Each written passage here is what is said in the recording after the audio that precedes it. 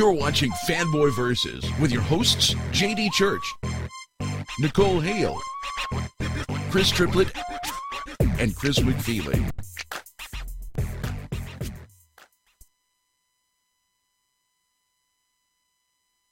And you are watching Fanboy Versus. I'm your host, JD, joined by Chris Triplett, Chris McFeely, Nicole Hale. Welcome, gang. What's up? Woohoo! What up? It is Fanboy Versus the Final Four, as this weekend in America, we get ready for the Final Four. By the time you listen to this podcast, the Final Four have already been selected, but I think we pretty much know that Kentucky is going to win, and probably Kansas. Yeah, I feel like a substantial chunk of our audience is going, what? What?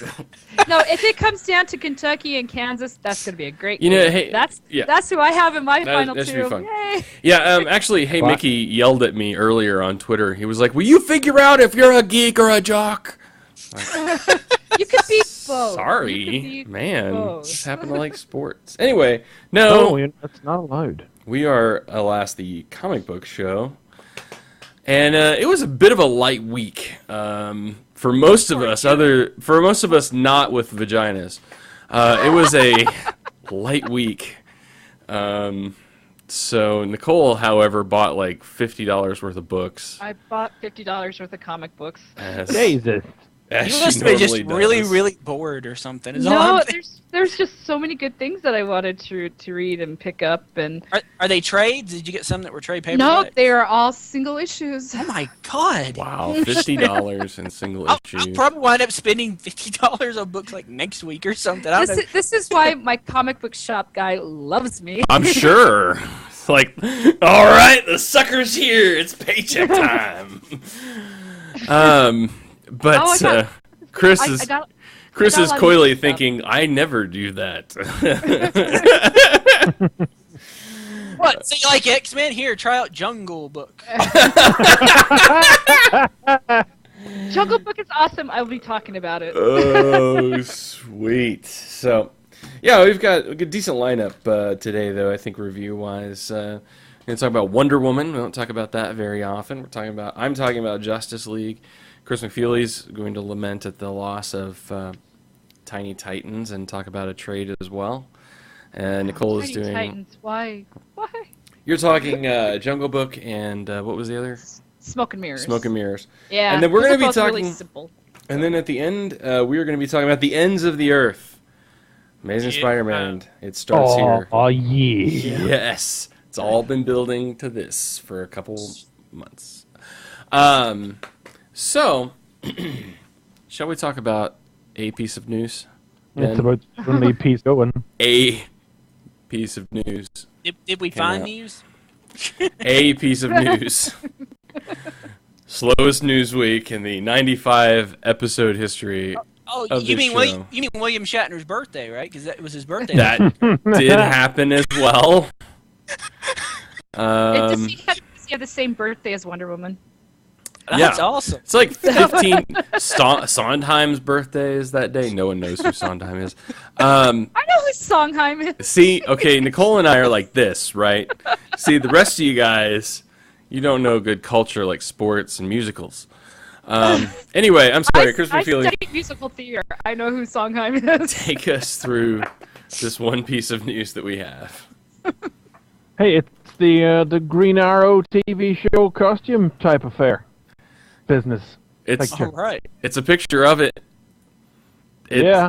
You know what? You know what's funny, and it's some of I don't know if it's just Green Arrow in general, or what, but it's like you could tell me that this was a new Robin Hood series, and I'd be oh, that's interesting. Well, that's probably Green Arrow, to be fair. I mean, Yeah. this is just for the pilot.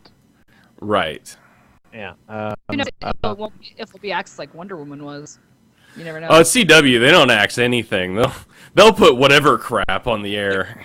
They're looking Hey, for they stuff to put on. They didn't put Wonder Woman. They Yeah. didn't. CW yeah. didn't option Wonder Woman though. I thought that was NBC. I didn't think they even got Okay. a shot at it. I don't know. I don't care. There's It's still see in bad. America, see in our non-socialist society, we have different. No, I'm just kidding.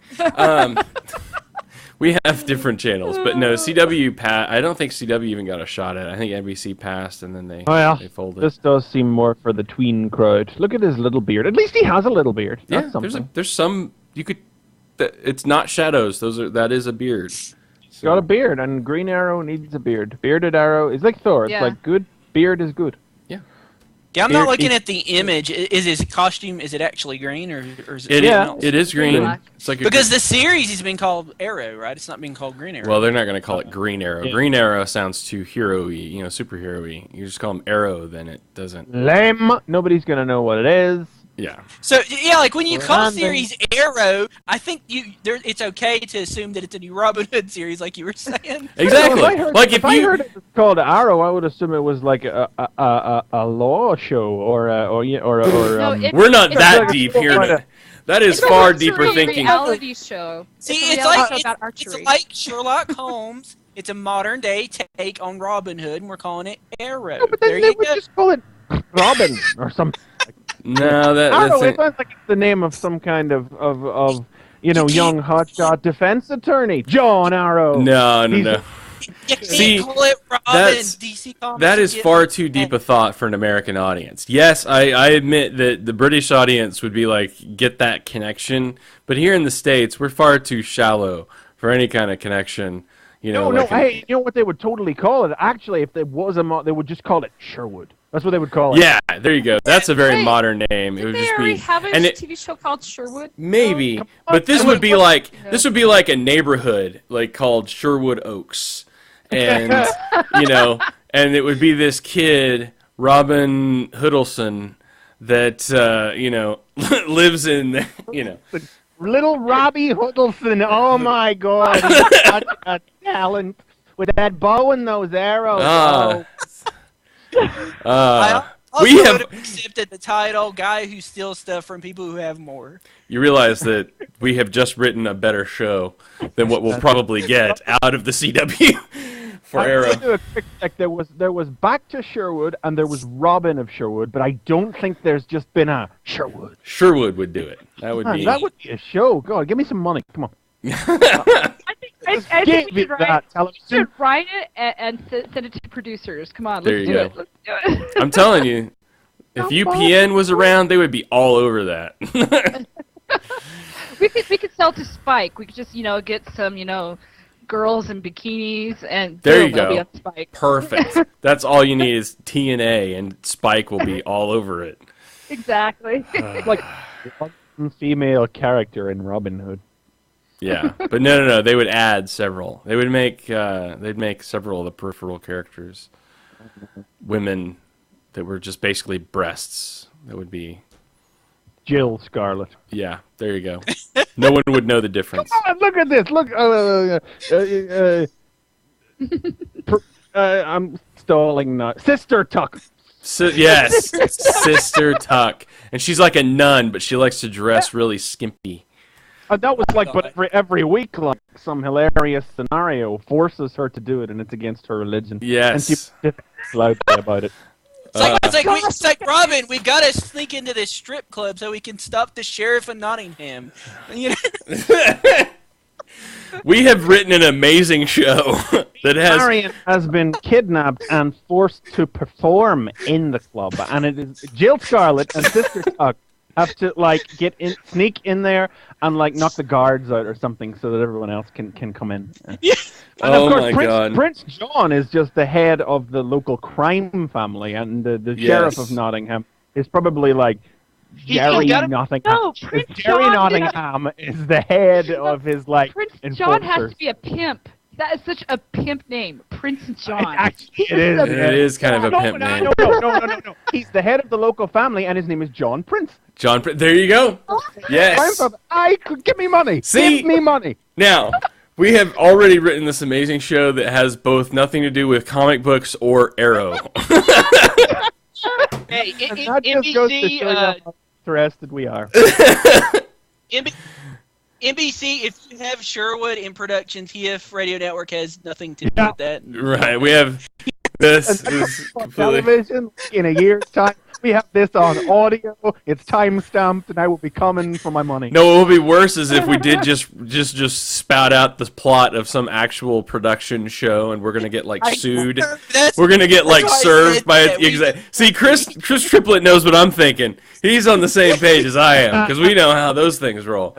So we're just shooting this shit. We're right. We know nothing. We have no insider information whatsoever. Views and opinions of Fanboy Versus and TF Radio Tonight do not necessarily reflect those of its contributors. Yeah. Listen to the previous shows. We don't know what the hell we're talking about. Listen to our Really, previous show. you really only have to listen to 1 or 2 episodes of this show to know that we have no clue what the fuck we're talking about. So It's Johnny Prince, okay, and he is the young, like, upstart. Oh, stop it! Of a real head of the family who's off dealing with something elsewhere, and he comes back at the end, and it's all squared up, you know? Oh my God!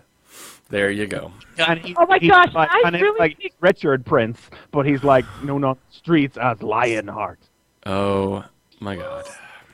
This I could can't work. stop. This could I know work. this is really sounding like a great idea. We are available for consultations. Once we got past the doofy strip club turning characters into women thing, that did actually start to congeal. It's just into kind of picked up, didn't it? It really. We should. Kind of surprised it's not already on TV. I know. I'm telling you, we need to just like brainstorm and then sell those ideas. We could be like next Seinfeld. It's gonna come on right before Awake. Yeah, God. Right before Awake gets canceled? Is that what? God. All right. So anyway, check out those pictures of Arrow, the thing we did start talking about, but apparently we don't care about. So anyway, that's about that. So let's talk about comic books then, because we've got time to do that. Yeah. Now. So let's start us out, Chris Triplett. Then it was Wonder Woman's, like I said, Wonder Woman's birthday this week. So. Yeah, I didn't know that. You had to tell me that. Yeah. We assume she's like 70 something. We don't know. She looks She's been damn around good a for a while. 70-year-old. Yep. Well, that's Should we cool. look that- We probably should look that up. Here, let's look that up. And it works out because like I wanted to talk about Wonder Woman this week, which I should talk about Wonder Woman every week or every month at least because I like it. It's a good book. I'm still getting it. It's still one of my favorite DC books. I want to talk about this one because this was just kind of an interesting issue. Just to give a little bit of backstory in the previous issue, I think it was in the last issue, the girl that Wonder Woman's been protecting, Zola, has been kidnapped. You know, some stuff went down, and Hades and Poseidon got involved. Wonder Woman did something crazy, which she thought was going to help her against Hera, which turned against her, and now Hades has kidnapped Zola and taken Zola to basically hell, where he's at, and now she's trying to figure out a way to to get the hell to get Zola back. So in this issue, she's seeking out another god's help, and she starts off. She's actually trying to locate Eros, and she needs Eros because she basically needs his dad, which is Hephaestus. Did anybody else read? Anybody read? I give this a perusal. Yeah, I mean this was a pretty good issue, I think, to jump into because it was. I wasn't going to look at it, but then I read like about some of the stuff that was in it. That was like it's another everything you know is wrong type dealy, and I was like, I must give this a look then to see what everybody's flapping their arms about this week.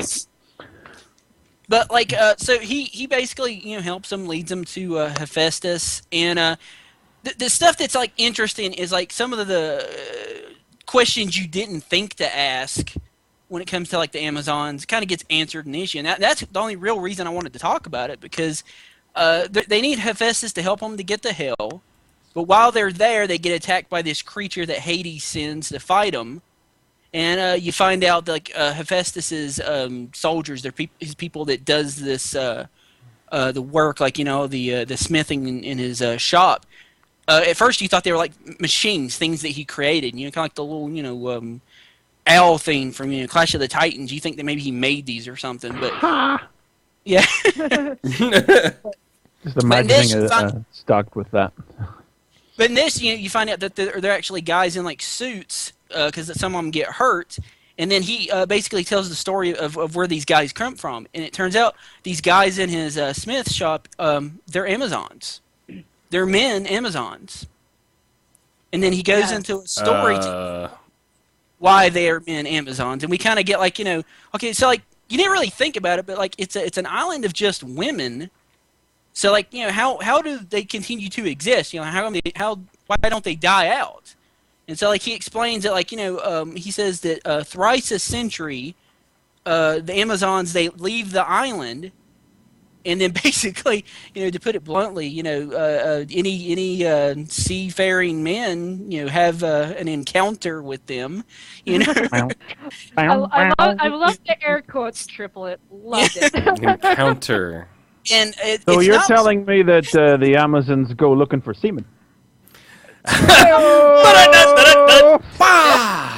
Woo!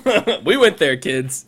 But if you know anything about Amazons and their hate of men, they don't need them once they're done with them. So those poor men, bye, they're dead and died with a smile on their faces.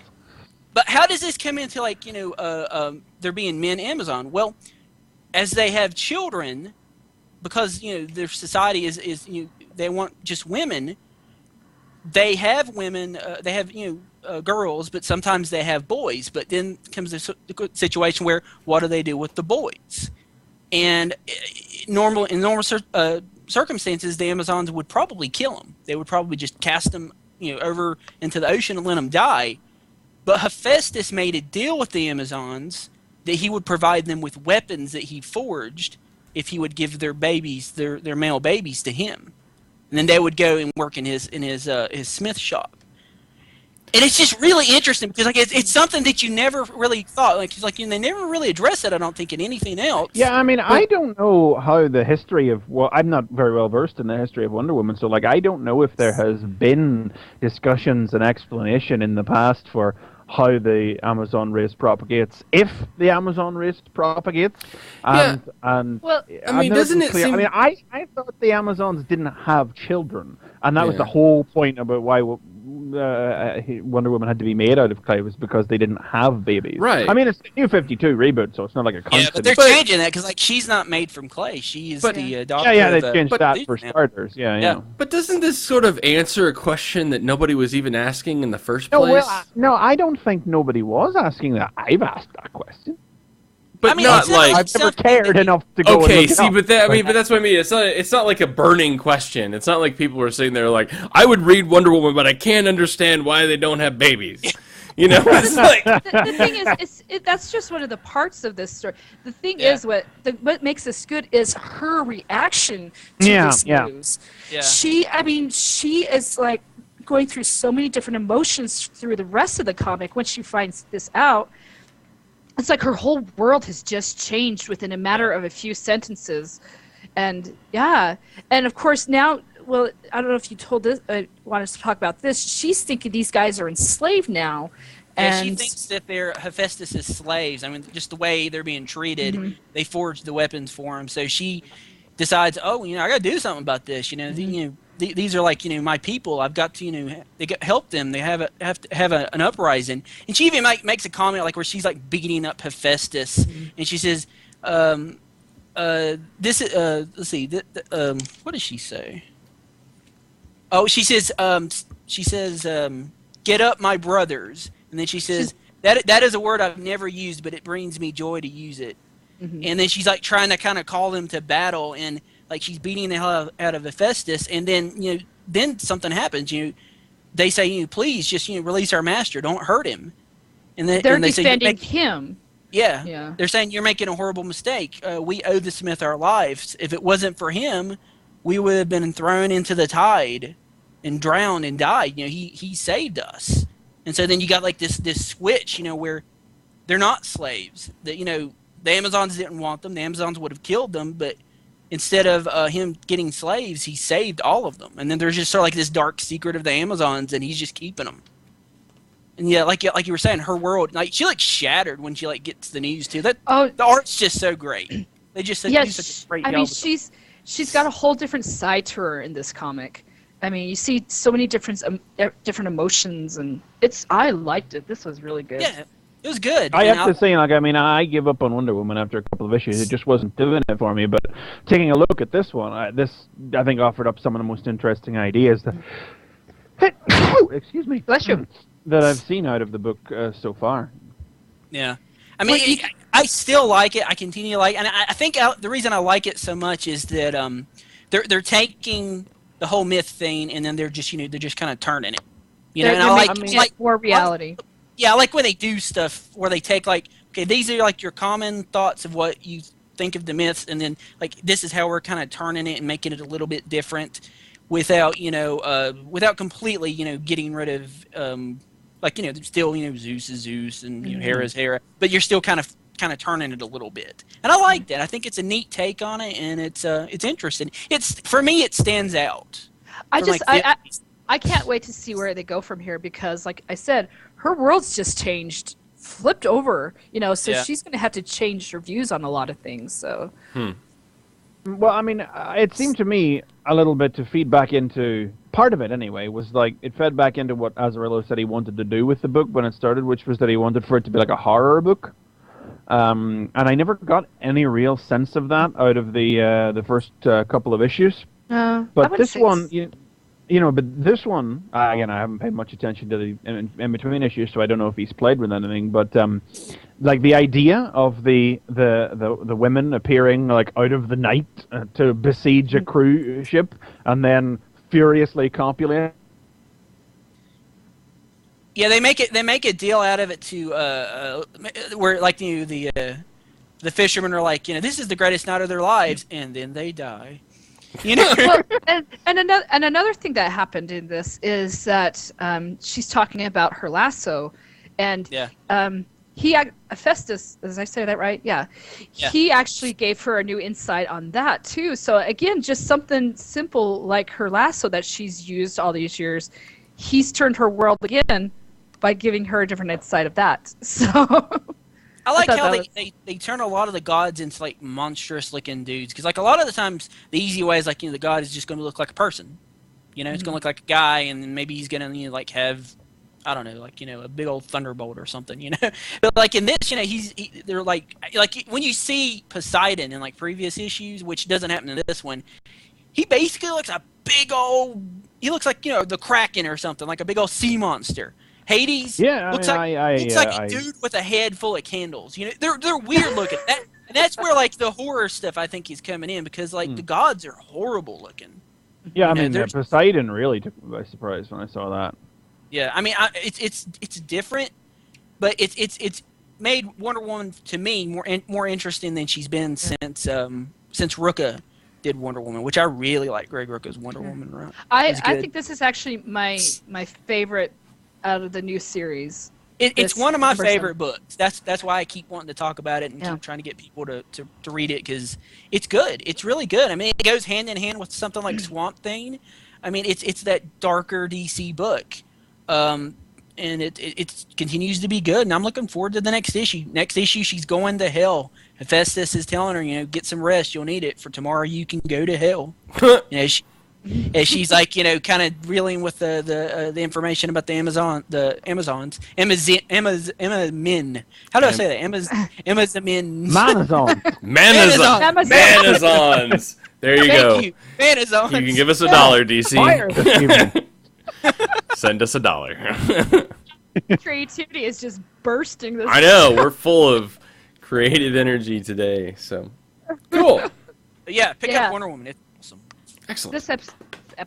This issue was great. Cool. All right, then Nicole. All right, I'll do 2 really quick reviews because they're both new number ones, and I enjoyed actually both of them. But the first one I'm going to talk about is Smoke and Mirrors. This is the one that Mike Costa decided to work on once he gave up doing Transformers. Oh, okay. So and it's Mike Costa. Ryan Brown is doing the art, and just to let you know, this book is about magic and illusions. So they actually have a magician and an illusionist working on with the groups to do the correct procedures, I guess. And his name is John Armstrong. So basically, this book is about a world that's similar to ours, but they don't have like engineering. They don't have mechanics. They work everything on magic and spells and wizardry. And so these kids are in this school to learn new spells and, you know, make sure that everything's created. They're talking about light to begin with. Light is created by magic, and that spins off from everything else. And of course, like with any other school, there's a kid that's bored out of his skull, making fun of the teacher. And the thing is, this presenter, it's very Steve Jobs-like. He's got the turtleneck going on. He's presenting them with this new thing, and it's just called gesture, where you don't have to do magic with words and potions. You could just do it by the wave of your hand and thought. And so the kid blew this guy's mind because he's like, wait, you're a fraud. I've seen this guy do it on the street, you know? And of course, the one guy's like, no. This can't be. This is what we just created. We just invented this. No one has done magic by gesture before. And so he's like, whatever. And this kid's just trouble. He's getting into places where he's not supposed to be.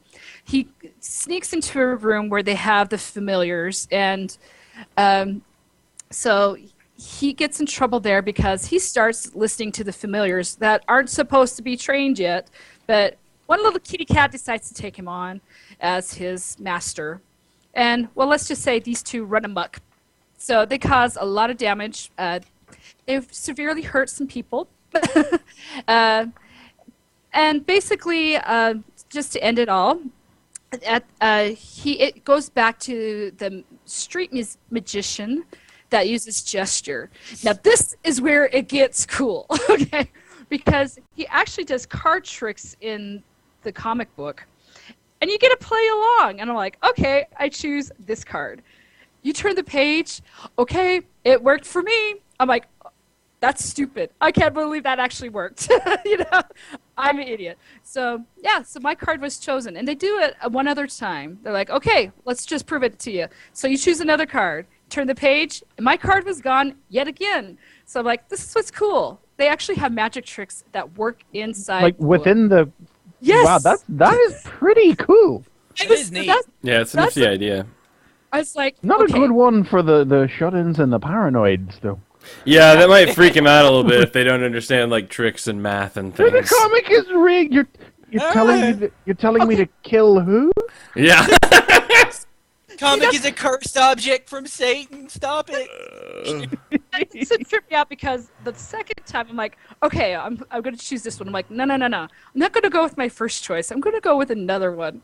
And I'm like, okay, so I'll go for this one. I turned the page and like, they got me. You know? So that's what makes it amazing. Wait a minute. Let me guess. Did you double check and make sure that the cards are the same on both? How does the trick work? Like, explain it. I'm kind of interested now. On the first one, he shows you 5 cards. Okay. It's like, pick a card. So you have the Jack of Diamonds, Queen of Clubs, King of Hearts, Jack of Spades, and King of Clubs. Okay. So I chose one. I don't want to give it away. And I turned and you turn the page, and he's like, well, he's like, he takes one of the cards out, and he's like, your card is missing. And you look at it, and you're like, oh, damn, it is. That's trippy. Well, how does it say it's missing? I mean, in what way? He just shows the 4 cards. He shows the 4 cards. The 4 other cards, basically. Yeah, the 4 cards. He's like, well, I'm going to get, I'm getting a strong feeling on this one. And then he shows up the cards again. He says, your card is gone. And so you look at the 4 remaining cards, and you're like, oh, yeah, it is gone. And the 4 remaining cards are definitely 4 of those are the same cards that are on the previous page, right? It is. So Okay, That is some because that's a Darren common Brown trick where shit. basically the second set will be a different set. Well, it's not like you can't flip the page back and check. Well, I know, but I'm saying like mentally, you don't always think that. You always look for what you're looking for your card, so you're not paying attention to the other cards. I'm just trying to figure out how they. I'm just thinking about how they did the trick. So well, on the second I'm guessing it's some kind of Darren Brown shit where there's something seeded in the comic to subliminally. Yeah, nah, Darren Brown doesn't do magic that way though. The psychological stuff No, is a I don't red believe herring. that. I don't believe It's a red that herring. Brown He's- doesn't do that. No, it's a red herring. It doesn't work that way. Magicians don't work that way. They don't work by suggestion. So they work by numbers. It's math. So I would have to look at it. I actually want to pick this up now because I know a lot. Trust me, but I mean I've seen a lot of magicians being a skeptic. Skeptics and magicians interface a lot. So it's something that interests me. So I want to pick this up now because I'm interested to see how they do that. Okay, trick. wait, you are right. They are a little different. They are Okay, different cards, aren't there. they? But there's a second one. There's a second trick. Ha ha! No, wait, no. There's a second trick. He shows you 5 cards, Okay. and he's like, okay, we're going to look at this again in a different way. He's like, go ahead, pick one. And so he picks one, and I picked one, and he actually he picks out the one card, and he shows it to you. And so it was my card. I'm like, oh my gosh. So he puts the rest of them down, and he shows you the card that you were thinking of. All right, That so one you just was- see one card on the following page. He has the one card. Card. And you're like, So What yeah, are the four? So What are this the? isn't like, this isn't like a find your fate where it says, okay, like if Yeah. you picked this Yeah. card, turn page to page. 30. No. Oh, you died a Oh, horrible skill. death. The end. Now the second one may be more of a probabilities because that tends to be. I mean, yeah, it's the second card from the right was the one that you picked, No, or the second card from the left. it was the second one. Second from the left. Oh, okay, yeah. Statistically, that's the card that most people go Well, to. hang on, no, hang on. You just said 2 separate ones. That's No, literally I said 50%. 2 separate ones, but I get my left and right confused. So I promise you, if you look it up, statistically, you pick the second one from But the the left. thing is, the first time I picked it, it was the middle one. I Right. was picking the middle card. I'm like, no. I'm good. I know, that but was my the first thought. The was my statistics first are thought. statistics are still with the second from the left. I know, but still, I don't care what you say. It tripped me out. when I- Okay, that's fine. No, that's the idea. It should, and that's good. So I want to know, like, is the real magic trick, if it's going to convince you to buy a second issue, is that what the real Oh, magic I trick will. is? I will. This is Will, this, okay. this is getting The real good. magic trick was making a Mike Costa comic entertaining. Yeah, I mean that's what I'm saying. Like I'm more amazed that this really entertaining Mike Costa book. Wow, he didn't overthink it. Does a good job on And his- you're sure there's no robots in it, right? Because, like, if there's robots in it, we can just, like, blow his theory out of the water now. I'm not seeing. I'm not seeing robots, but the kid decides to hack open or jimmy rig the magician's trunk, and he sees all these classic magic tricks. So he's got playing cards, he's got rabbits, he's got an 8-ball, he's got the magic rings, and then he's like scuffling through, and he finds a gun, and he's like, "What the heck is this thing?" He's never seen a gun in this world. So, and that's where it ends off. So you're just wondering, okay, so this world has no kind of set violence or war. So we're wondering, where did this magician come from? And the thing is, on the front cover, it's really interesting because you have the magician on the top. It's kind of like a playing card, and they switch it over, and it's the little kid in the same position, but with his magic stuff. So you've got the magician, and then you've got the wizard. So this is going to be interesting to see where this goes. I gotta say, this was entertaining. Who put that out? Is that an image book? Or, It's IDW. Yeah. IDW. Okay. Yeah. Cool. Because he decided to stop with Transformers and go do this. And That's probably just want- that was good for everybody. I think. Yeah. well, because he's finally getting into writing something that he enjoys. He's known this magician for years, so he knows how the magician works that is working on the comic with them. And I think that works as well. So. Sweet. And okay, I just want to give a little shout out to this other comic I picked up. It's the Jungle Book. It's out by Zenscope. I know you guys are thinking like, oh god. It's a really good. They didn't turn rendition. Mowgli into a girl, did they? They did. Oh! Wow. He just Oh, the- Chris McFeely's magic. Look at that. Yeah, ooh. The Yeah, thing that's is, fucking talk about the fucking law of probabilities when you pick up a Xenoscope comic. Is she wearing a 2-piece loincloth or just one? she's wearing 2-piece. I'm a little surprised by that.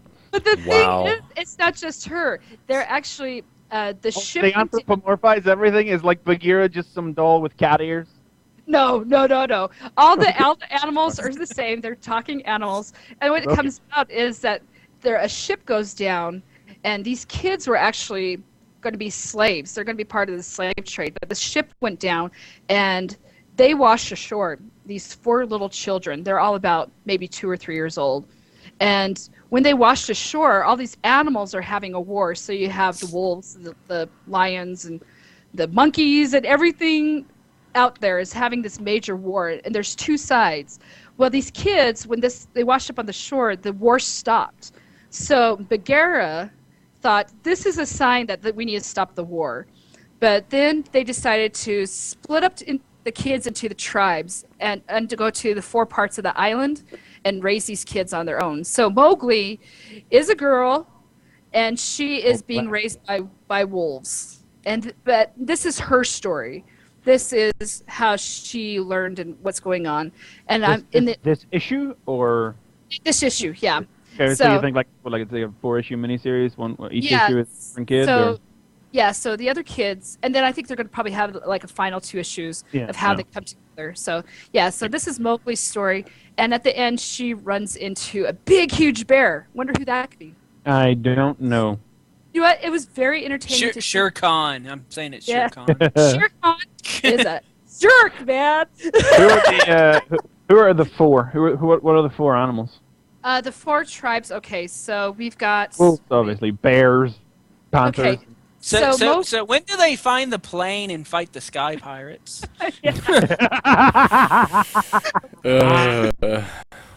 So one of them went off with Badar Louie. So King Louie has got one of them.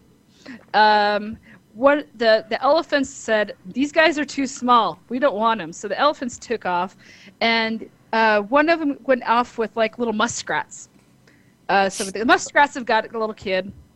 And then they had Shere Khan and the mother wolf fighting, saying the wolf wanted to take both of them because she doesn't want Shere Khan near any kid. But he decided, nope, this is my war. I'm going to take one of these kids. So Shere Khan has a kid, and the mother wolf has Mowgli. So, and it'll be interesting to see how they come together. So, yeah, it was very entertaining, a very different view on Jungle Book. So, yep. I'll probably be picking that up again just because I want to see what the other kids are like. So, are they all girls?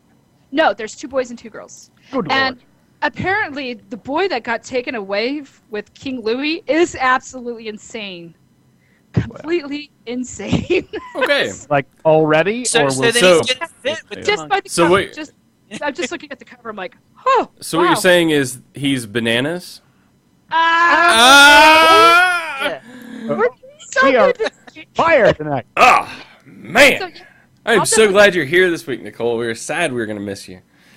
Yeah, these 2 new ones again because it's just like, oh, those are both very entertaining stories. Sweet. Excellent. Yep. All Nice. right. So, I am going to be talking about my last issue of Justice League.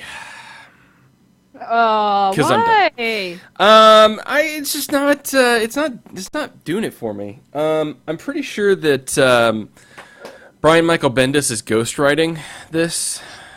I don't know. I think Johns is really busy, and he just was like, "Look, Brian, if you could just do me a favor and just write Justice League, that'd be sweet." And so we get Like, this. we won't put your name on it. We won't put your name on it or anything. Troubles Marvel. You know, You know, we won't say it ain't you. Nobody will know that it's you. nobody will know it's you. Even It though, has like, It doesn't strike me as especially Bendis-y when it's not about one bloke and his friends. You know, it's everybody's getting a shake in it, which is more than the Bendis team book tends to be. Yeah. Well, I think what I'm more the thing that bothers me, and so the basic story here in this issue is there are these fangy, parasite-y virus spore things that are.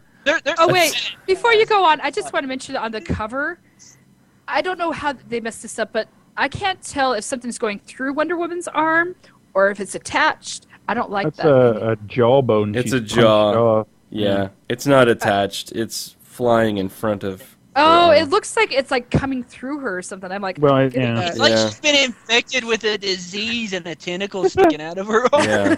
This isn't infestation, is it? Because Yeah.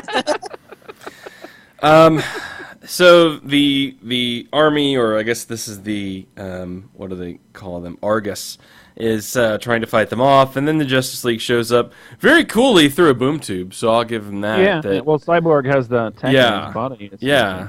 So Cyborg can actually use the boom tube. So that's kind of cool, you know. So they show up through the boom tube and beat those things up, figure out there's some guy who's trying to kidnap his wife, and they save him from his wife. And then Steve Trevor basically defends the Justice League to Congress, tells them to go suck it. And they get really mad. And then he tells them, well, you know, you depend on these people to protect you, and nobody likes you, and everybody likes them better. And so they're like, okay, well, thank you. Do you need more money? Okay. And send him on his way. And then we get, I think, what I think is the more Bendis-y style, which is this When he's like talking Watchtower. to him. Yeah. Yeah, this whole Watchtower conversation that he has with them. Again, I That's don't the part know I that got it's- when you were saying Bendis, because that Yeah. does seem sort of Bendis. I don't know that it's very Bendis-y. To me, it's just Marvel-y rather than Okay, Bendis-y. that's fine. But Yeah. same, Yeah, that- maybe that that's too. same difference. But it's just it's basically a mostly pointless conversation between him and Wonder Woman, and people asking and shouting for things in the background.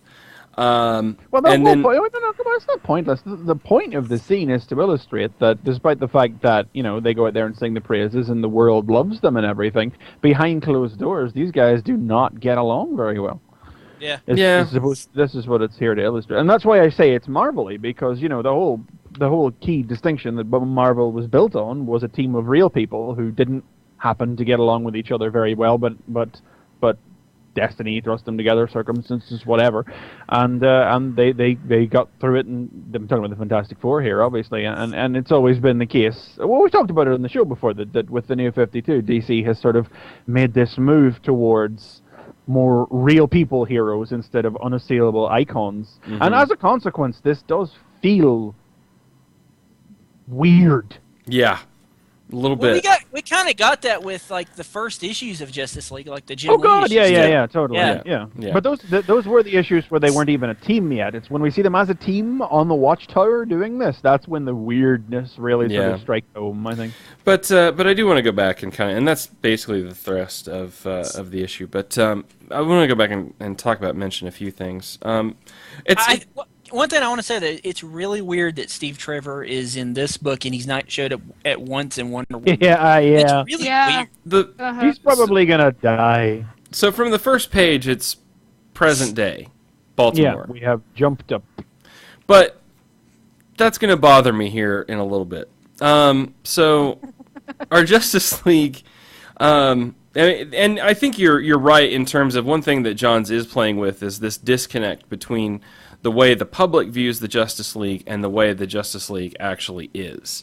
You know, because there is that deal where the public is like, they're the super friends, they get along and they could save the world and they ought to be our politicians, and you know, but yet, you know, when they work together, you get, you know, Green Lantern flying off on his own and ignoring Batman's orders, and everybody just kind of doing their own thing. They just happen to be powerful enough to overcome, you know, whatever obstacles. And there is some nice humor, like there's one line in here where like Aquaman's like, I don't need the umbrella lantern. Yeah. It's raining, you know, and they're all standing around.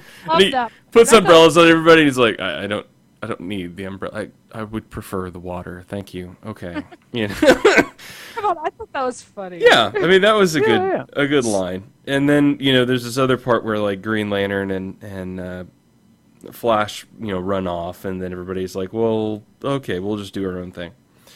But this is the first point that bothers me, which is one, it's kind of like, okay, well, when the Justice League jumped up to the present, I expected to have a few things answered, like, where is the Justice League in JLI, or any other book for that matter? What's going to happen to Hal, since he's not even really a Green Lantern right now? what is going to be the situation with Batman since he's sort of between two teams? Well, hey, present day doesn't necessarily have to mean same day, same hour as everything else that's coming out right but that's now, been going on for a while in. It's been going on for a while in Green Lantern. No, present day just means same wheelhouse. It would be really hard to keep up with that. Sure, I'm just saying. Every book is doing its own thing. Aquaman's off here in a desert.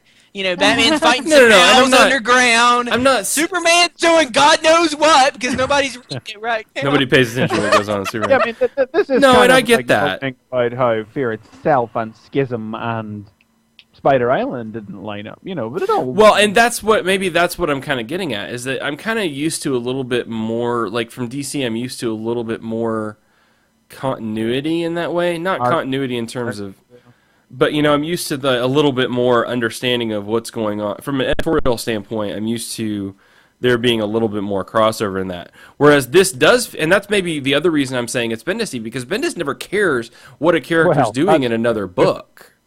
There's a fine line. Let us not forget what happened to the Justice League comic whenever Superman, Batman, and Wonder Woman were busy being dead on another planet and rebooted in a parallel timeline. I was trying to remember what happened to Wonder Woman. Justice League tanked. Yeah. But that's like I said, okay, I can accept that maybe, Hal's going to become a full Green Lantern again, although it doesn't. Maybe. Still doesn't look like that's even close in that book. Yeah. Which still begs the question. But anyway, and again, the end result is not like this great team overcoming anything, which I guess is what Johns is saying. It's just they happen to fight together and win. There's nothing that they're doing that's really anything special or spectacular. They just happen to fight together and, they have enough might to overcome whatever obstacle. I think I found the Steve Trevor bit probably the more interesting piece. Oh, yeah. I believe so. Of this whole comic. Yeah, because I think it established, this sort of sheep mentality, and I don't know if it's a commentary on maybe this old DC versus what the new DC is supposed to be, because some of the things these people are saying are very much sort of that old DC mentality, like, oh, these people are great, they're ideal, they should be in charge instead of you idiots in Congress, and then Congress is pissed, and I love Steve Trevor here because his response is just sort of brilliant, which is to say, hey, they save your ass, and nobody likes you, and everybody likes them. So if you want to stay where you are, show some respect. But I think there's one thing that specifically bothers me, that specifically bothered me in the issue, and it was this comment from. Let's see. It's all in this Watchtower stuff, and again, it's just continuity stuff, which I guess shouldn't bother me, but it does. But there's a line in here where Batman yells from the background to tell the UN to shut down the JLI. Yeah. And that doesn't mesh with Batman at all in JLI. He even mentions that he worked with them and they suck, and so they should be shut down, which doesn't mesh with anything that's going on in JLI. Mm-hmm. So it seemed really odd, not only that it would be specifically mentioned and not mesh. It's like, why would he make that specific comment that wouldn't even mesh with what's going on in another book? It seemed odd. So is that what you're having problems with this series, because of the continuity and the connection between all the other books? No, not specifically. I mean, yes, that is an issue, but it's not the only issue. I just don't feel like there's anything going on. Okay, so at the surface level, we have basically what we've talked about. We have a group of heroes that to the public is really great, but in and of themselves, they don't get along. Okay, that's interesting, but not compelling, I guess. So there's nothing in here that's particularly compelling in that manner. In fact, I don't even necessarily really like them as a group. I mean, Hal's a complete dick, more so and in a far different way than he is in his own book. And that maybe is where, again... I mean, I can see what... Like, whenever... With the first story arc, this was set 5 years ago, so all these kind of off-kilter, young, like, go-getter, not working as a teamy type personalities made sense. So now here we are 5 years later, and we're expected to believe that they have not come along, like, at all? Yeah, and I was talking to... Yes, and that's a problem. I was talking to Triplet before this, and this was supposed to be set... Did we say 5 years? In the know. You could have told me... 5 years ago. You could have told me this was 6 months... Yeah. After the first arc, and I would have believed you. In fact, I would believe that more than to say this is present day. Yeah, because these are not the characters. In 5 years. No. I'm kind of surprised in 5 years that nobody would have left. Like you said, they hate each other. In 5 years, somebody's gonna be like, "Hey, I'm done with this crap." I mean, we've got Hal pretty committed to Carol at this point, especially in Green Lantern, up to the point where he's almost talking about proposing to her, and yet he rescues this girl, and he's like, "So you're single?" I'm like. And these are by the same writer. Yeah, exactly. I'm like, and that's why I'm like, did Brian Michael Bendis ghostwrite this? Because it's like, John should know better. Like, that's his fucking character. How does he not, how is he writing that so differently between two books?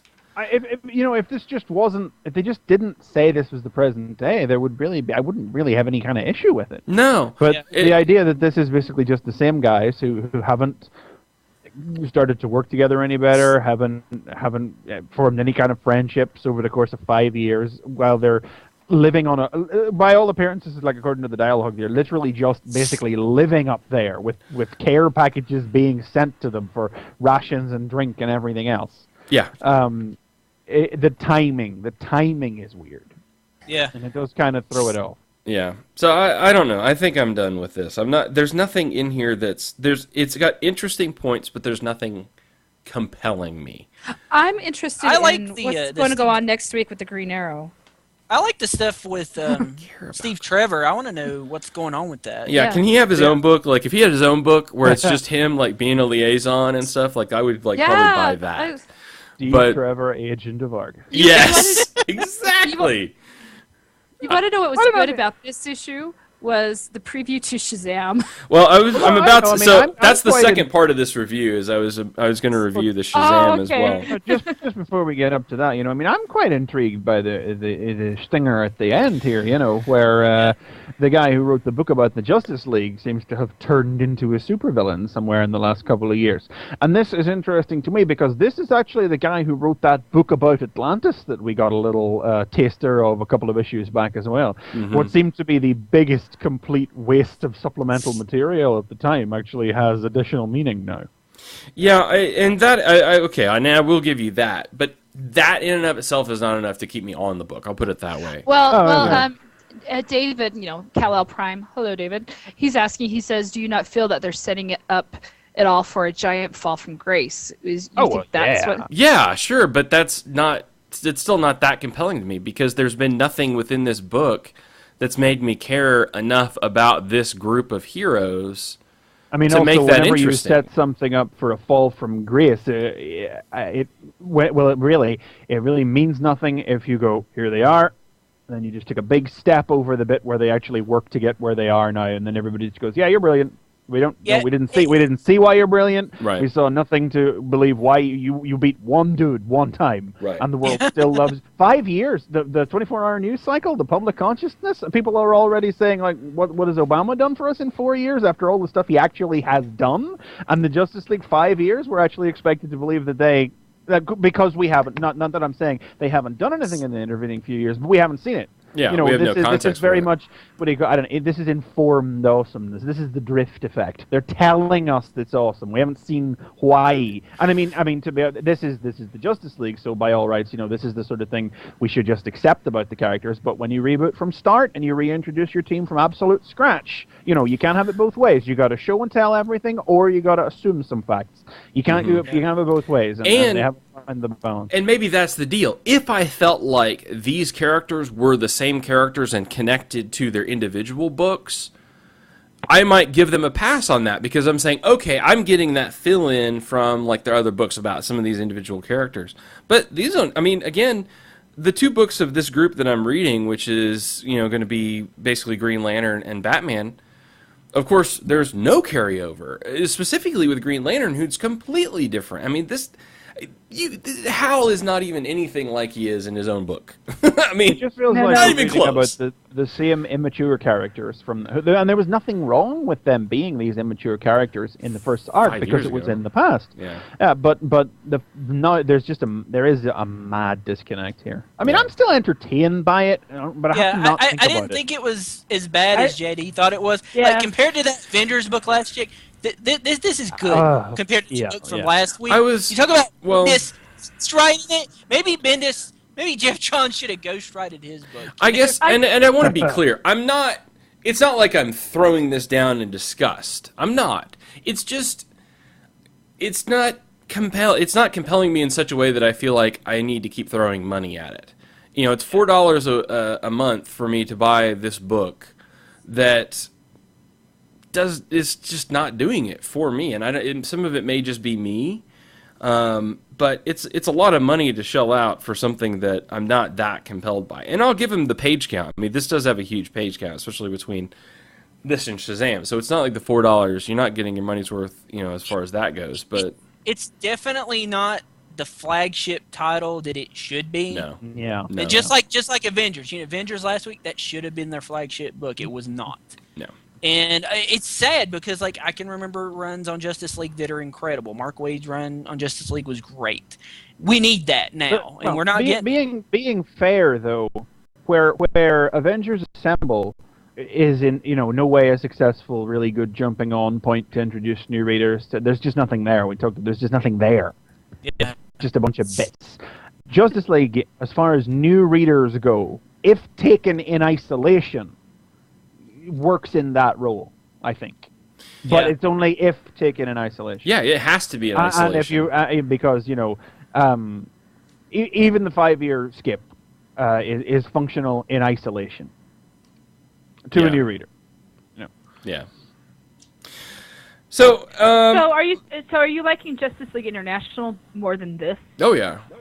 Okay, because I'm not reading Justice League International, and so No, I don't know how the two interact. That's more your booster blindness. Well, it could be, but at least at least things are happening in that book, and this is a group that you're seeing everything. You're seeing them put together. You're seeing them progress through a challenge, come out of that challenge. You're seeing things. You're seeing the whole story. With again, now that we have this 5-year skip, we have to think about, well, what happened in that 5 years? You don't have that in JLI. The answer appears to be nothing really. Nothing really. And so they built a watchtower. Steve Trevor is their liaison. That's all you need to know, apparently. Yeah. Steve Trevor's their liaison. They built a watchtower.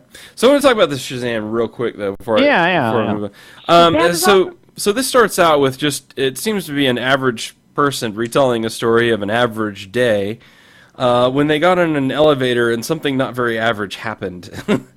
It's like people disappeared around them, the elevator changed, and they're magically, as you will, transported to some sort of throne room. And they, all of these empty chairs, and eventually they're judged to be, a voice says, no, not you, and then back in the elevator. So it's like an alien abduction story, but in an elevator. And no anal probing. But, and so what you find out is that there's essentially several people that have very similar stories. And we got the first hints of this in one of the supplemental pieces in an earlier issue of Justice League as well, that the Wizard was doing this. Yeah. In a text interview, I think, with Steve Trevor. And the one thing that they all say that this person said was Shazam. And so then there's a conversation between different people, a mention of Black Adam, so that's kind of cool. The different people. Dr. Savannah. Yeah. Okay. Again, I don't know Savannah. that, but that's cool. Anyway. Yeah, no, I mean, that to me, right? First of all, that was the idea of the wizard randomly grabbing people up. Love it. Great. Great start. No argument there. The use of Savannah and Black Adam, absolutely right out of the gate. We are fully steeped in the Shazam mythos. Yes. Loving Nice. it. Black Adam, one of Jeff Jones's great examples of taking a character, reworking him into a truly breakout standalone character from his period in Justice Society. Yes. Not entirely sure about Dr. Savannah as the giant beefcake. Yeah. Yeah. That dude's big. He's a big dude. Very big. Yeah, Dr. Savannah, I mean, it really is just that he's bald. I mean, once them specs comes off, that might as well be Lex Luthor. Yeah, I kind of thought that too. And Dr. Savannah is supposed to be, you know, a little hand-wringing. So for the kids at home, who is Dr. Savannah that don't know? The kids at home. Dr. Savannah is Captain Marvel's archenemy. He is the stereotypical 1930s mad scientist with his labs and his robots and his serums. He once invented a formula which, when spoken aloud, would reduce the density of bricks, so he could always escape any cell that he would ever be put in. Oh, sweet. Yeah, I know, so crazy 1930s golden age. Yeah, that is very golden age, isn't it? Yeah. Okay, so there's a conversation about magic existing, and there's like I've spent my life trying to unlock the secrets of science to save my family. You know, hey, yes, okay, we've got the Savannah family in there. Once Captain Marvel got Mary Marvel and Captain Marvel Jr., Savannah suddenly had like 2 evil kids who also practiced evil kid science and stuff like that. You know.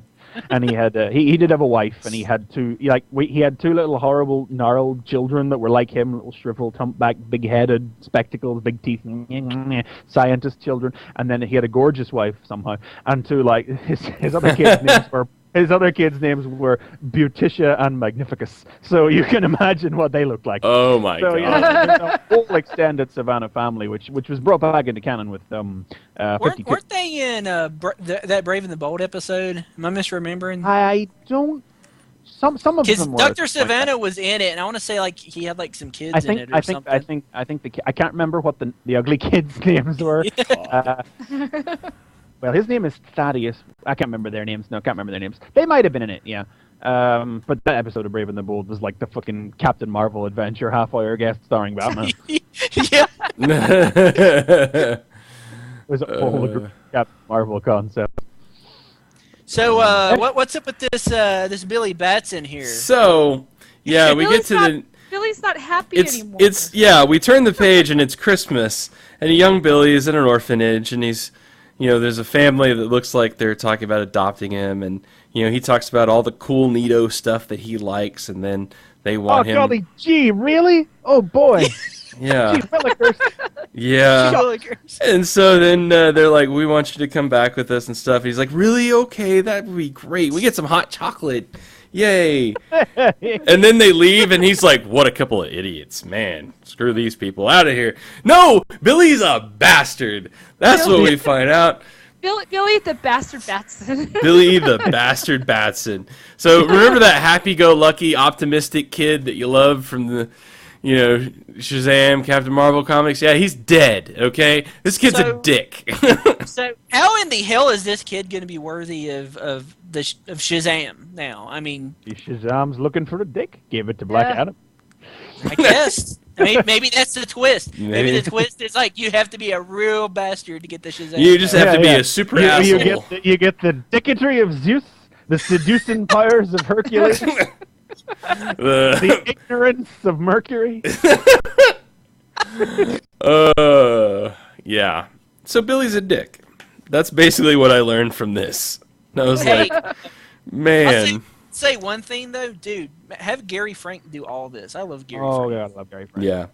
Yeah. Hell yeah. No, the art looks really good, and I'm into that look for Shazam. But so you're not you don't want to see what's going to go on with Shazam. I am totally going to buy the trade for that later. Because then it ends with one of Jeff Jones's patented little 2-page "This Year in Shazam" things, where we get a little look into the future, and Billy's doing the Shazam thing. Yeah, I mean this. I totally expect that this will be collected and come out as like a super comic, in the same style that they did the Jimmy Olsen comic in. So I'll buy it when it comes out like that.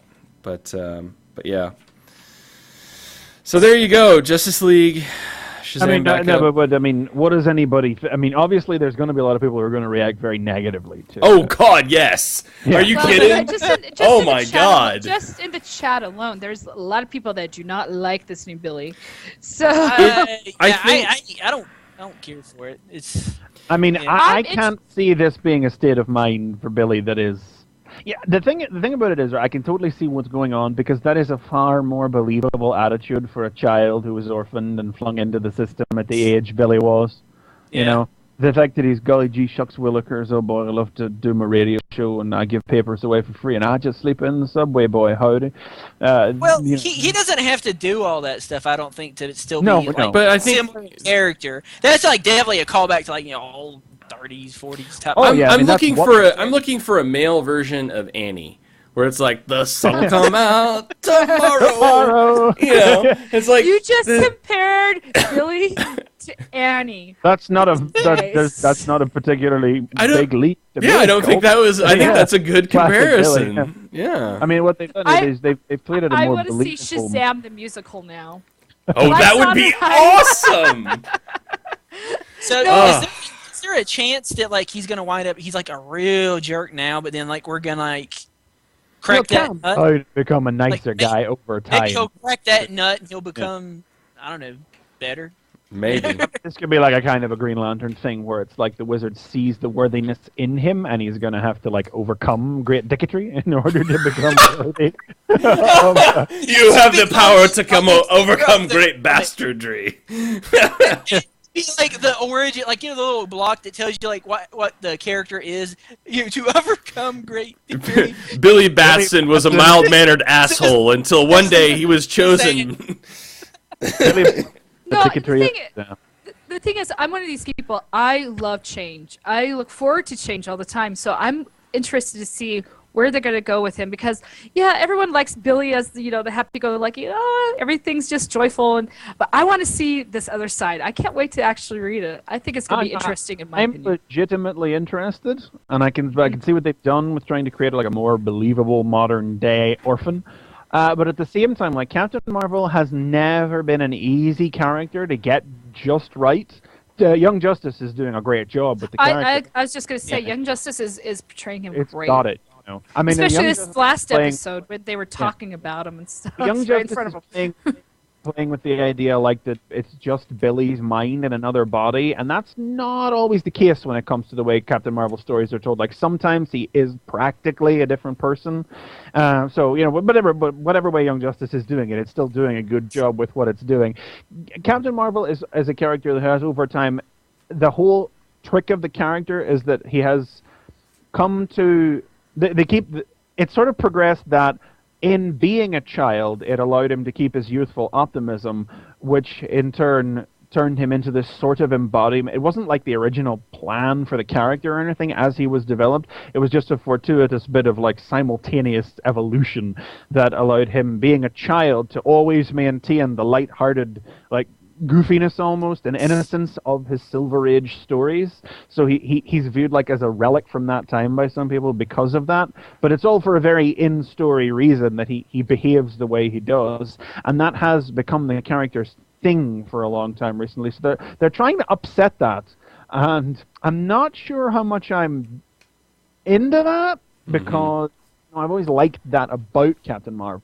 But I'm interested. I want to see what they do, and I can't believe that It's kind of neat that Captain Marvel stayed like that because like they could update Superman, with whatever new generation, but then like Captain Marvel would always basically be that 30s Superman. Yeah, you it know? always And that was what was kind of timeless about the character. And it's not the first time they've tried to go for a slightly grimmer Captain Marvel. Like Roy Thomas did a miniseries to bring the character into post-Crisis continuity, because here we go, continuity. Prior to Crisis on Infinite Earths, Captain Marvel lived on one of those million different multiverse Earths. He lived on the world where all the stuff that had happened in Fawcett Comics, who owned Captain Marvel originally before DC bought him, where all that had happened. And then after Crisis happened, he existed on Earth 1. So Roy Thomas did this miniseries to update his origin, and they did the grimmer, tormented orphan type story, but that sort of, then Jerry Ordway came back with the power of Shazam, and it just sort of, that became like the Captain Marvel series. I mean, Captain Marvel, he hasn't been able to support a series for some time now, so if this is some attempt at revamping the character to try and get him back in the public eye a little bit, I can get, I'm not gonna pass judgment on it right now. I need to see what they do with it, where they go with it. I think it's a promising start. It's a promising start. Yeah, it's cool. Like I said, I just want to see where it goes. So cool. All right. Wait! Before we start, I gotta make an announcement. Okay. Kentucky beat Baylor. Yes, they did. 82-70. Yes, they did. Yay! Go Wildcats! Woo! Sorry. I love that Nicole and I are like this with basketball and football and stuff. It's really, we have the same teams, man. I know. It's pretty, really weird. It's pretty great. Anyway, cool. Go Big Blue. Okay. Chris McFeely. Let's go sports. Okay. Go team, go! Okay, I'm going to just touch quickly on the very first thing, because I can't let it pass without commenting on it. This week, Tiny Titans number 50 came out. Wait. You need to take a moment of silence. Yes, a moment for the Pour out a little bit of your Mountain Dew. The final issue of Tiny Titans. Pour one out for one's tiny homies. So this is very much a last issue as well. I mean, the story in this is back to Beast Boy pursuing Terra, which is something that has appeared all the way through Tiny Titans. The kids start talking about what they want to be when they grow up, and Beast Boy has decided that it's time to become his own now, because it's the only way he's going to win Terra. So he puts on a Superman costume, which he's worn in previous issues as well. And Supergirl and Superboy go off and get new costumes. They get their new 52 outfits from Jor-El, from the Fortress, Cyborg and Robin reminisce about the crossover with little Archie, and they put the trophy when Jughead and Cyborg had a burger eating contest up on a shelf, and beside it on the shelf are the Eisners and the Harvey Awards that the book has won in its lifetime. Yeah, and so the way that Beast Boy is planning to win Terra is to prove himself a superhero. So superheroes have to fly. Superman has to fly. So he's going to go and relaunch himself on a rocket. Okay. So they go. There's some really great little in. There's always been great in jokes, but Beast Boy on the back of a giant wooden rocket. Cyborg launches him, whoosh, off he goes, and then floats down out of the sky is a pair of red underpants that just land on Cyborg's head that have been blown off Beast Boy by the whoosh of the rocket. But Cyborg holds them up and goes, "Red undies?" And Robin comes, "Yeah, I heard they're not in fashion anymore."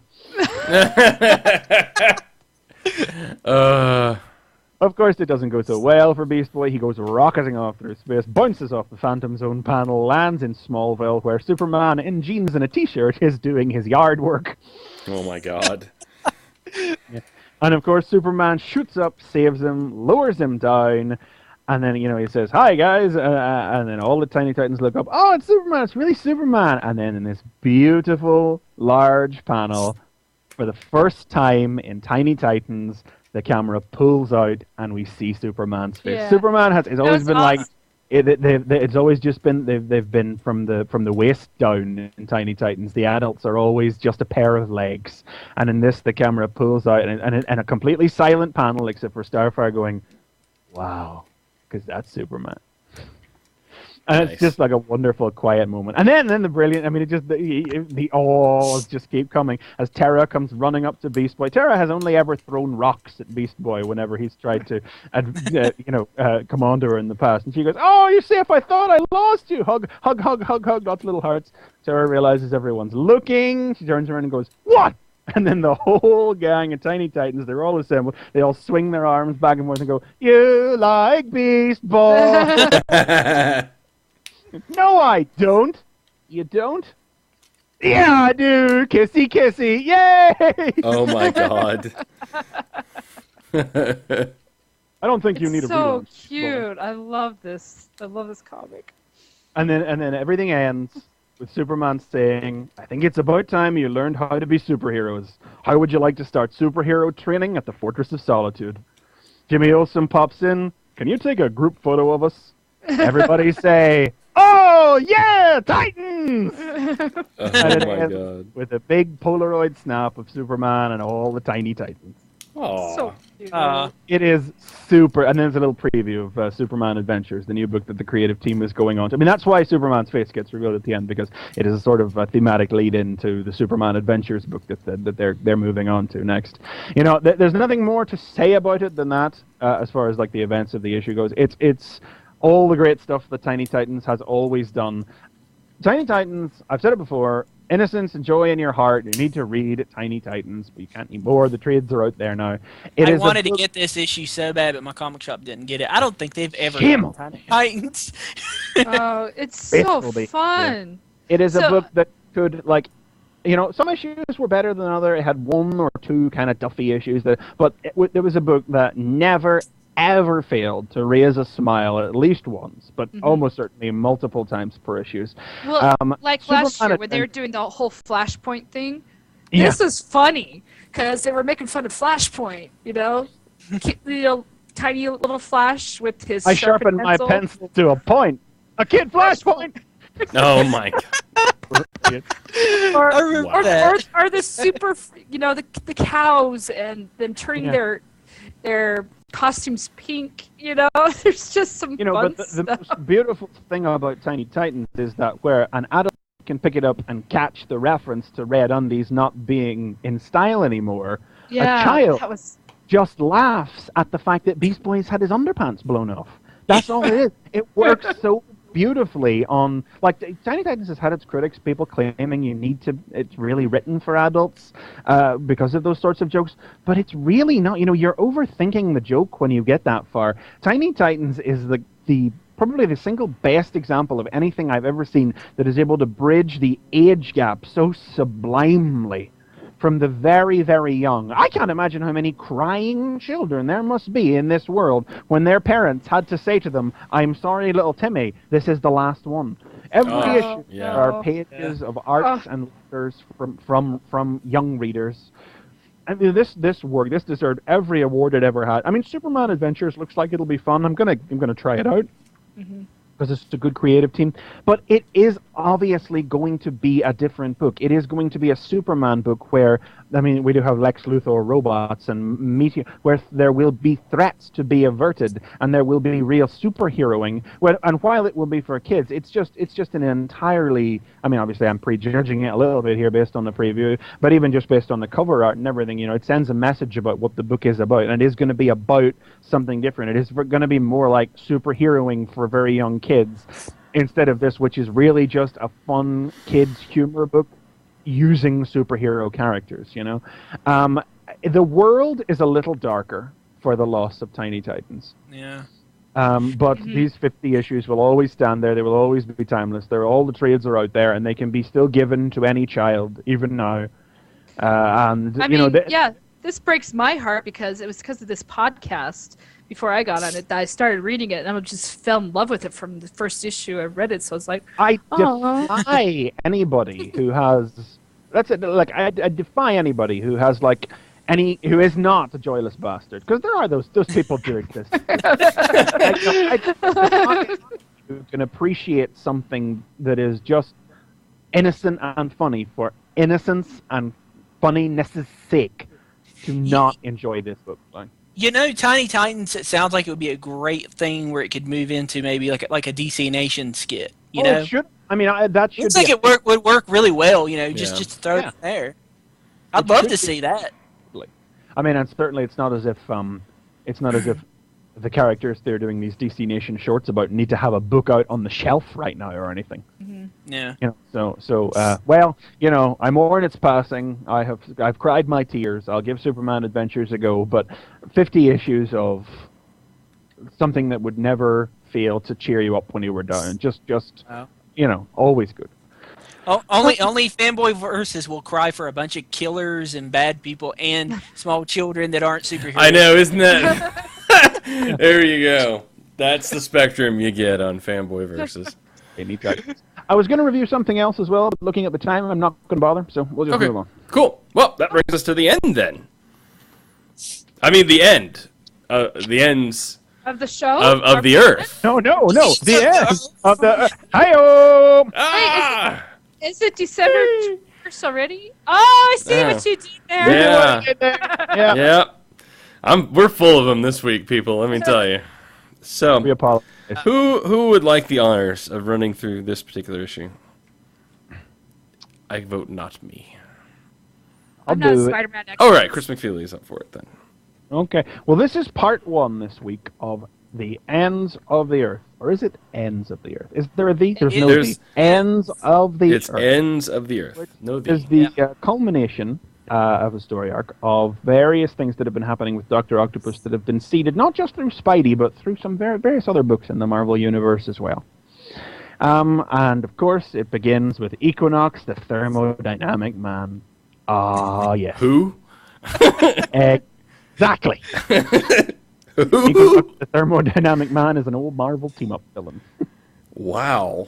I did not know this person existed. I'd imagine someone with this power set, but never knew that they existed. Come on, JD. Dan Slott's writing this book. I know he's going to You pull know out. there's going to be somebody in here you don't know exists. Yeah. If somebody needs to get beaten up, like as a guy, like at the start of a comic, that's not going to make somebody up. That's not going to pull somebody out of history. So you know, we were off to a good start when I saw that. Spidey takes him down, of course, with his latest crazy invention, which is thermoreactive foam to cool his hot side and heat his cool side, because Equinox has like fire and ice powers. He's Are those thermodynamic. Spidey bombs? Is that what we're calling those? I guess so. God. I don't care how this looks, because he comes down on a big spider glider. in the Spider glider with the bag and everything. I mean, it's brilliant. Unfortunately, one of the firemen gets his foot frozen off in the. That was kind of nasty. Yeah, that was crazy. damn nasty. Yeah, I was not expecting that. No, Spidey follows the paramedics to the hospital, where it turns out that they'll be able to reattach his foot, not because of Spidey's help, but because of the cryo cube, the new piece of medical technology that they were able to preserve his foot in. Well, now you might remember, Spidey invented that. Yeah. You mean the CryoCube 3000? Yes. Yeah. Which he Invented by Peter Parker, a part of Horizon Labs. Yeah. Because everything sounds better when you put 3000 at the end of it. Yes. And then you see the polymer that he's being used in helmets to cure head trauma, the noise reduction headphones, all of the things. You know, we're really seeing how all of the inventions that he has made over the course of Slott's run to help his Spideying career are actually out there in the world, actually doing some good. You know, this is the sort of stuff that makes you want to cheer. This is the stuff. This is what Slott has been doing, which is the complete antithesis. Like if you take like Brand New Day and that run as like the center point, on the left hand side you had J. Michael Straczynski's run, where things went from worse to worse to worse for Peter. It was just. It was a continuing hate spiral. But in this one, it is like Spidey is succeeding in every corner of his life.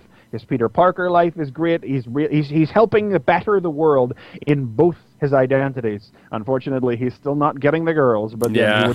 That's the Parker luck. You can't really change that. And that's the thing. That's what's great about it as well. It's like, Slott never forgets that as much. Slott's a guy. He has such tremendous love for Spider-Man, and through the prism of Slott, that love is, you feel it as well. You see Peter Parker succeed, and you're like, you go, Peter, you deserve this, yes, But at the same time, Slott never forgets the dilemma of Spider-Man, which is that being Spider-Man, as good as it might make him feel as a service to the world, it does always mean he has a somewhat unfulfilling personal life. And that was what got taken away from Spider-Man when he got married, of course. So that was a large part of the argument to make that go away. And you know, it's lots of work in it. Anyway, but moving on. Yeah. J. Jonah Jameson wants to shut Horizon Labs down. Oh, Jonah.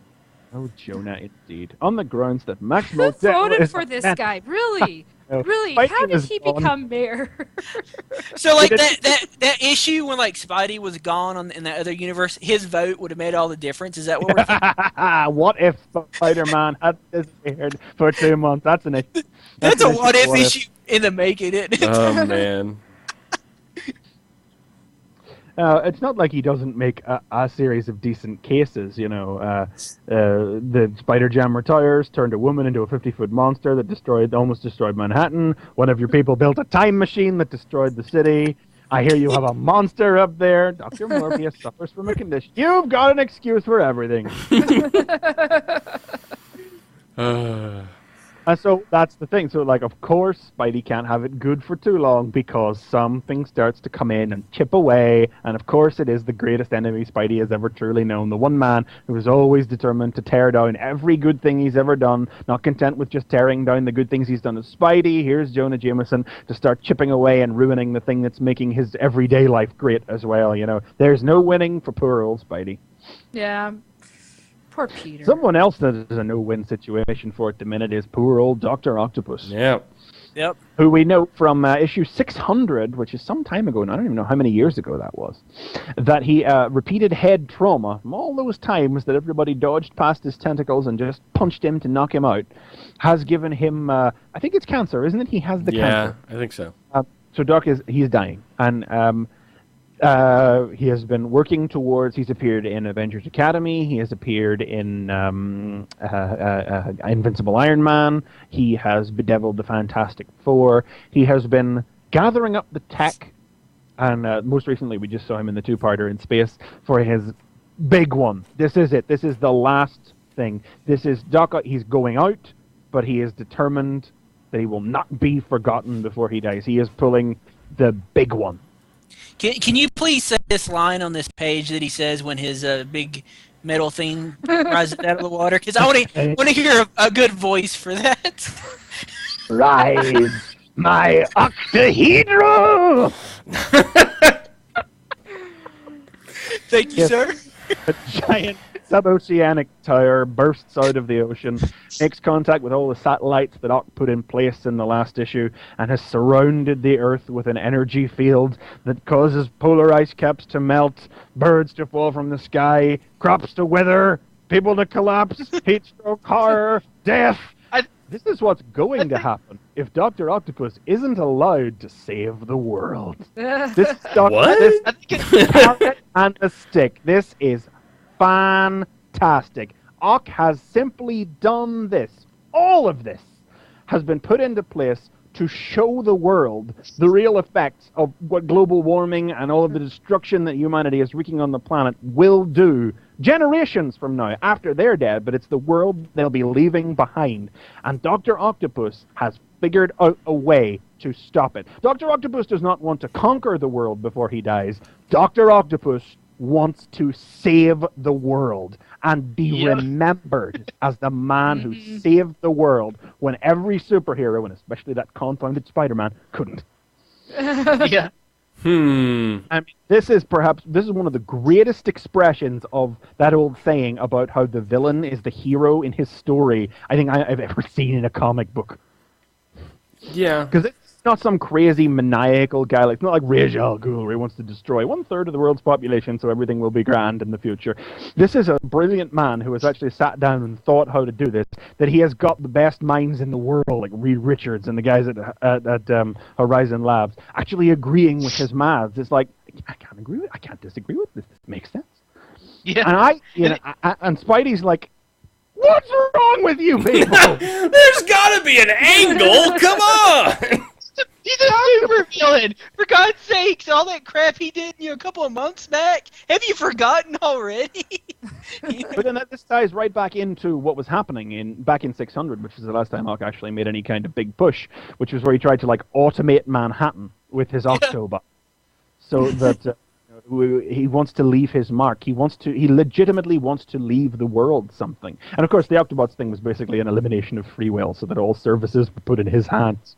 I love the comment on the subway car where the guy's like, actually, it's not all that bad. Remember the time he tried to automate New York? All the trains were on time. Hey, if Spider-Man hadn't shown up and ruined it for everybody. This one time that they used to say the trains ran on time. Yeah. Spidey thought to get all his tech to take out the Sinister Six. New costume. This is the fabled new costume that we saw the images for. It's not so much a new costume as 6 bits of costume, one for each of Sinister Six, all strapped together. So he gets the Avengers all together, and they're sitting around the table and going, I don't know, I can't really disagree with the math. Even the Avengers are split down the middle. Iron Man saying he is a genius. What if he's done it? And, the man is a certifiable genius. He's certifiable, all right. Oh, Hawkeye. Seeing it in his usual black and white. I just like how they split him up on the round table. You kind of got like the villains that came the good guys, and then you always have the heroes on the other. I liked how they kind of split that up. I love the sanctimony of Hawkeye in this. The Hulk is like, I ain't listening. The only thing that should be coming out of Oxmouth is teeth. And Hawkeye's like, once a crook, always a crook. And Spider-Woman says the former crook sitting in between the Hulk and the Black Widow. Half a leg to stand on, Hawkeye. But that's pure Hawkeye. Hawkeye's totally like sanctimonious and bullheaded like that. That's pure Hawkeye. Yeah. No, yeah. And Spidey comes out in the new costume, and it's time to Avengers assemble. Yeah. I love his little thing, too, because he's like, hey, what are you doing? He's like, yeah, whatever, new costume, get over it. Okay, let's kick some ass. Got him. He's like, yeah, we're going to kick his ass. What a great start. Yeah. It's a fun start to this. I mean, I had honestly just been assuming that because all the very carefully worded promotional material described Doc as making the play for the big one, all the marbles, the whole world. It never even entered my head that this is what he was actually looking to do. I love Dr. Octopus, okay, for starters, so that's why I have been so ready for this. Because, like, Dr. Octopus, after the Green Goblin died, Dr. Octopus was Spider-Man's greatest enemy. Mm-hmm. And as much as people tried to say, "Oh no, it's Venom," he's not. Oh, whatever. Please God, it's not Venom. Dr. Octopus was Spider-Man's greatest villain from essentially 1975 until 1994 when he died. I just can't get over how much Dr. Ock looks like Krang in this. Sorry. There's one where he's on a video screen of like he looks like Krang from Ninja Turtles, people. It made me laugh. Oh, I see what you're saying now. I see the screen. Yeah. Okay. When he's on the Kodak Theater screen, I'm like, he looks like Krang. Well, hey, if Doc Ock is dying, maybe that's what they're going to do. Put his brain in a belly somewhere. Yeah, I mean, Doc Ock died before. The end. The logical endpoint of this is that Doc dies, but does he die? I mean, but his body dies, but maybe he doesn't die. I mean, it wouldn't. This has happened before. Like Dr. Octopus's brain was preserved as a computer program back during the Clone Wars. I mean, I find it hard to believe that they're going to kill him, but this is one of the great. I really don't know where this is going. I mean. Maybe does he have an ulterior motive? He is a supervillain, but my brain is wired that way to always suspect an ulterior motive from any supervillain who professes altruism. I don't know either, but I mean, damn, like we were talking about, this whole issue is about how high Peter has flown, and he's going to fall really hard. And I think this is it. He's going to fall hard, and it's going to be something. What if Doc's telling the truth? Maybe that. How Spidey's gonna fall. Yeah. One big stumble that he's made. He's been preparing for something, and it turns out he was preparing for the wrong thing all along. And that's such a different way. Like Spider-Man normally fails whenever the villain succeeds. It's in beating the villain, Spidey is forced to sacrifice something or give up something or inadvertently causes something to happen that despoils his personal life in some way. But here. Spidey might be wrong, and that's the great Right. thing, you know. Yeah. Throwing that, you see a Spidey who's so confident in both his superheroing and in his real life now. There's only, you know, which area does he fall down in? You know, he finally makes the wrong choice. I don't know, but my brain is hardwired to be suspicious. Yeah. I don't know, and legit, like, is he gonna die? Maybe he's gonna die, but if they're gonna die, I mean, are they really gonna not let him succeed in the plan if he genuinely is being altruistic? I don't know. Well, there's no way he can succeed. It's just a question of how is Doc Ock going to fail. No, I mean, he might. We don't exactly know what it is he wants to do. Yeah. I don't know. It's He's a just- good he's time just to presenting just jump in something on this book. I mean, Yeah, grab Oh, this yeah. issue. I mean, Grab this even if issue. you've not read anything before it, you can grab this. And that's sort of what we've said is so great about Slott, is that even at the beginning of an event, you can almost just pick up the beginning of the event and go with it. Slott writes them the old way. Slott writes them that's what where I did. every issue could be somebody's first. That's Yeah. how he writes. Well, see, that's what happened to me with when was it? 3 issues ago, Spider-Man going into space. That's like the first Yeah. one that I picked up, and you totally- now it's on my pull list, and I easily got into it. I mean, it's just fun. It's just, I gotta admit, I become a Spider-Man fan. One I never of us, thought I would be. one I never of thought I us, would be. One of us. Yeah, one of us. One of us. But you guys remember, I Because- wasn't even reading this until I wasn't totally convinced to start on this until I was at 2. I think. Yeah, Triplet gets the credit. Yes, Yeah, gets the credit. nice. Well, I the thing was is, like, I was 2 issues into Slott's run when I said to myself, get yourself on, self. And I went and I got the 2 issues, and I'm so glad I did. I've said it before, like, I read a lot of books. I like a lot of books. I love a lot of books. There's one book, and Spidey is that book, where I want to cheer along with the hero. Yeah. And you know, Oh, yeah. that's the prism of Slott. That's how I'm going to well, refer to it. I from think now. my problem with Spider-Man is I wasn't reading Amazing Spider-Man, and it wasn't Ultimate. Was it Astonishing? No. Was that it? Astounding or something like that? I don't. That's where I started, and I did not like that one. But Amazing Spider-Man, it's great. I love it. Yep. So, It's good. You know, I mean, so yeah, do yourself a favor if you're not reading Spider-Man for whatever reason that you have not been reading it. Dear God, Yeah, pick this up. totally. Read this and then go buy the trade for Spider Island because you should have read that. And just, Yes. you know, I have the There's trade. I only a haven't read it couple yet. There's only a couple of trades collecting everything Slott's done. You got Big Time, you got Matters of Life and Death. I think there's one more after the Fantastic Spider-Man, Return of Anti-Venom, Spider Island, and that's as much as is out now. So that's like less than half a dozen trades to get you everything up to Spider Island. And then there'd be like maybe 1 or 2 in between Spider Island and then now the Ends of the Earth. yeah. And you should read all of it You'll because it's have no really good. justification. So awesome. Very good. So there you go. There's your week in comics reviewed for you.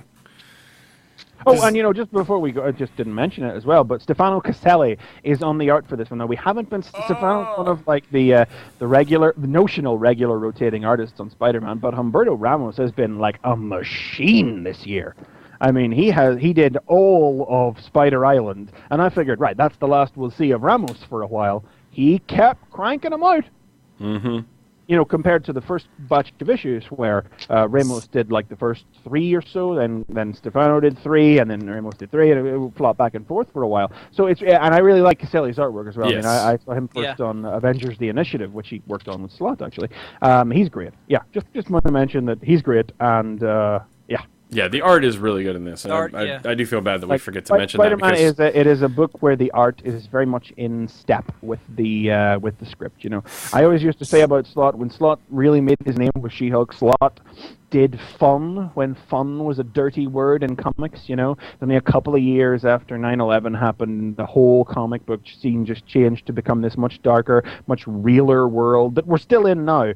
But Slott came in and did fun when that was a bad thing to do, and he's never changed. It's still, I mean, and more writers, your Fred Van Landers, your Jeff Parkers, your Christos Gages, are coming in and doing that as well. And this is a book where the art is like just fully reflective of that. If you want to have Daredevil is another example of a book that's willing to be fun now. Spider-Man, if you want to like turn around and point your finger at the guy that finally woke up the comic book industry to saying, by the way, it's okay to crack a joke every fucking now and again. Yeah, Wolverine in the X-Men. I love that book. That book's fun Wolverine too. X-Men, that's another one. Yeah. There's a book that has a whole Twitter feed. I don't even read the book. I just love the Twitter feed for that book. Never in a million years think a book starring Wolverine would actually be just hysterical every issue. Yeah. You know, I wouldn't think that. Yeah. So awesome. So check it out, Ends of the Earth, and other funny things as well, because they're good. So We had that. So sweet. What do we got next week? Is next week's end of the month, I guess, isn't it? Anything of interest? Yeah, I got like 10 books. Oh, I wow. don't know what they Ninja are. Turtles. Oh Ninja yes. Turtles. Don't forget. There's more. My favorite week is There's the still- week. Avengers versus X-Men number 0. Oh, does that? Oh, 0. Okay, cool. So that'll definitely be something to check out then. That's the big one. So sweet. We're coming into that now. I guess It's that's really gonna be like our top of the show from now on. Yeah, I guess I'll have to. I'll have to grab that. Okay. All right. Cool. Well, I think we'll leave it there. That's a good show for this week. Feels good.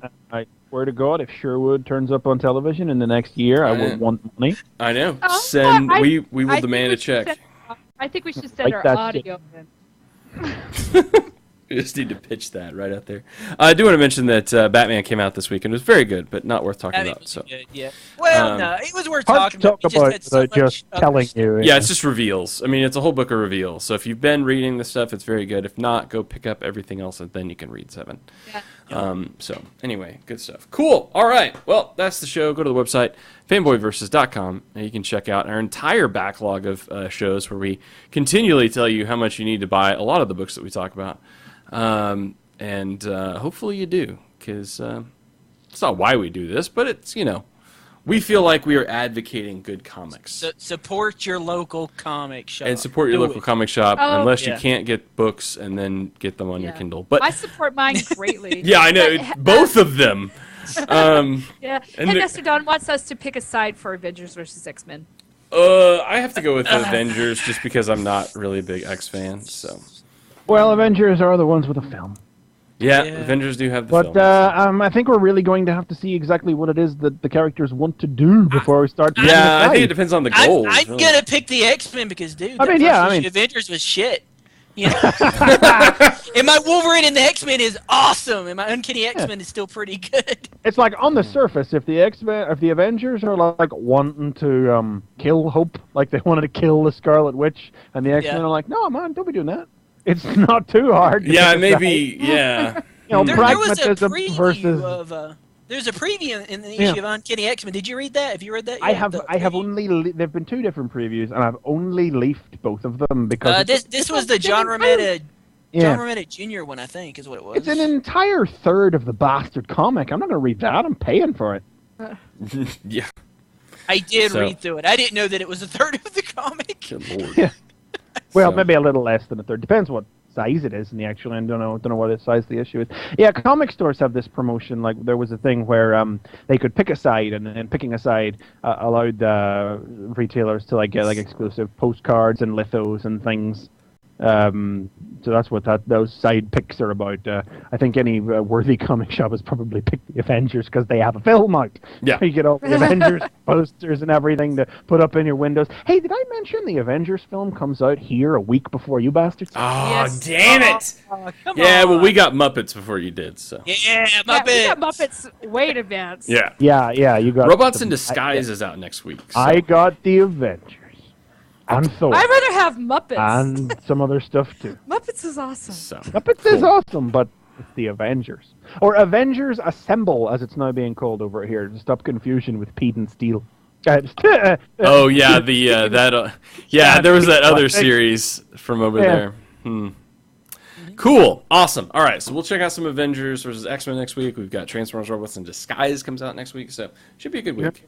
Anything that'll be out next week? There's Avengers is out next week. All you need to know is Turtles comes out. Avengers is, That's all you need to know. Turtles. So, all right, on that note, we are out of here again. Fanboyversus.com. Check us out, Twitter, FanboyVS. We would love for you to follow us. Yeah, we tweeted a lot today. Yeah, we live tweet a lot, so there's that. You can always Tweet ask worthy. us questions, send us questions to our Twitter feed. We check that out that as well. So very good. So awesome. Cool. Well, for the gang, thank you so much. And please tune in next time when it'll be Fanboy Versus.